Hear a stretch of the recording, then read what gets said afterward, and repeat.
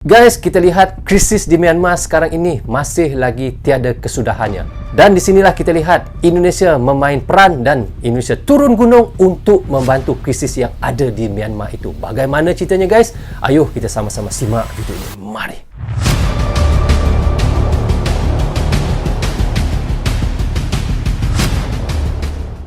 Assalamualaikum, apa khabar semua? Berjumpa lagi kita di dalam Brozul Channel guys. Apa khabar anda orang Indonesia dan di seluruh Nusantara, apa khabar anda semua? Jika sihat, Alhamdulillah, itulah sebaiknya guys. Oke guys, hari ini saya mahu menyaksikan satu lagi video daripada channel iaitu Indomax Indo Magazine. Teman-teman boleh pergi ke channelnya, klik butang subscribe dan klik tombol loceng, tanda dukungan anda juga kepada channel Indo Magazine. So, hari ini kita mahu menyaksikan iaitu katanya RI mula dempet Myanmar.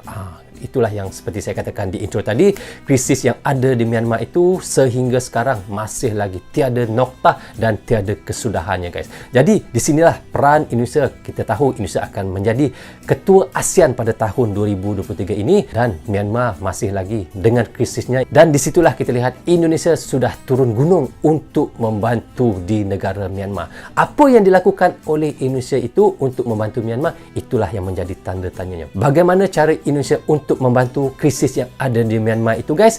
Inilah kebijakan yang ada pada Indonesia. Bagaimana ceritanya? Tapi saya mohon kepada teman-teman, tonton video ini hingga habis agar kita tidak gagal faham apa yang disampaikan oleh Indomax Indo Magazine. Dan selepas itu di hujung videonya saya akan memberi sedikit komentar. Tanpa basa-basi dan tanpa beringat lagi, ayo kita sama-sama tonton Direction bersama dengan Brozul. Mari. Yang tak kalah panas, negara kita Indonesia pun saat ini ternyata telah turun gunung untuk ikut membantu menyelesaikan masalah dan krisis di negara Myanmar, bos. Ya. Namun ternyata bukan dengan cara mengutus jenderal khusus ke Myanmar, tapi negara kita Indonesia sebagai ketua ASEAN pun melakukannya dengan menggunakan taktik diplomasi senyap, bos. Diplomasi senyap, gimana ya, tuh maksudnya? Admin kutip dari banyak sumber berita berikut. Hal ini pun ternyata diungkapkan langsung oleh Presiden Joko Widodo kepada salah satu media asing yaitu The Straits Times yang dilansir pada Kamis 16 Maret 2023 kemarin. Di mana menurutnya Indonesia pun telah mengadakan pembicaraan rahasia dengan berbagai pihak di negara Myanmar. Dan Pak Jokowi pun mengatakan bahwa kami sedang mengerjakan ini. Hanya saja banyak pekerjaan di belakang layar, tetapi ada beberapa pekerjaan yang sedang berlangsung, ujar Pak Jokowi. Dan terlibat dalam apa yang disebut banyak orang sebagai diplomasi senyap, pemimpin Indonesia ini pun percaya bahwa pendekatan seperti itu dapat membantu menyelesaikan masalah mendesak dengan lebih efisien, bos. Sebab, menurut Pak Jokowi, solusi sedang dinegosiasikan tanpa tekanan publisitas. Artinya negosiasi ini pun dilakukan secara diam-diam dan tidak dipublikasikan, bos. Sehingga junta Myanmar pun mungkin dapat bebas mengungkapkan unek-unek dari dalam lubuk hatinya. Nah, Pak Jokowi pun juga berjanji bahwa Indonesia sebagai ketua ASEAN tahun ini akan melakukan yang terbaik untuk memperbaiki situasi di negara Myanmar. Dan memprioritaskan rencana perdamaian yang telah disetujui oleh negara Myanmar, bos.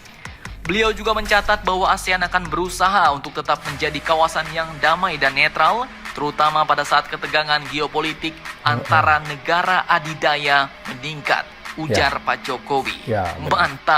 Mantap, Jos. Mari kita doakan semoga Indonesia berhasil menjadi pemimpin ASEAN pada tahun ini ya, bos. Insyaallah. Amin. Jadi bagaimana menurut kalian? Jangan lupa komentar, tetaplah kalian barbar dan jangan santuy terus.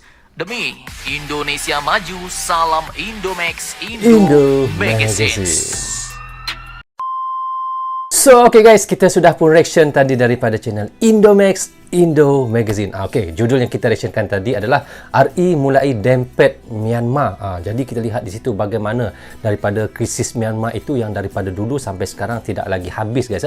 Jadi di sini Myanmar masih lagi meminta bantuan daripada Indonesia, dan inilah yang kita lihat Indonesia sekarang turun gunung untuk membantu krisis yang ada di Myanmar itu. Jadi sekarang ini apa yang dilakukan oleh Indonesia ataupun Bapak Presiden Jokowi menekankan kali ini Indonesia mahu melakukan dengan dengan secara senyap. Jadi bagaimanakah yang dimaksudkan oleh Bapak Presiden Jokowi itu, iaitu taktik diplomat senyap itu? Jadi inilah caranya guys. Jadi kita lihat bagaimana Bapak Presiden Jokowi di sini berjumpa ataupun bertemu dengan mereka yang orang-orang penting yang ada di Myanmar itu, dan mereka sudah pun berbincang bagaimana untuk mengatasi segala masalah itu, dan caranya bagaimana untuk melakukan perdamaian itu haruslah dilakukan dengan secara yang senyap dan juga tidak dipublikasikan secara umum perkara itu. Jadi itulah yang kita lihat taktik Indonesia untuk mendamaikan apa yang sedang berlaku, krisis yang ada di Myanmar itu. Jadi guys, kita tahu pada tahun 2023 ini iaitu Indonesia akan menjadi ketua untuk ASEAN ya guys ya.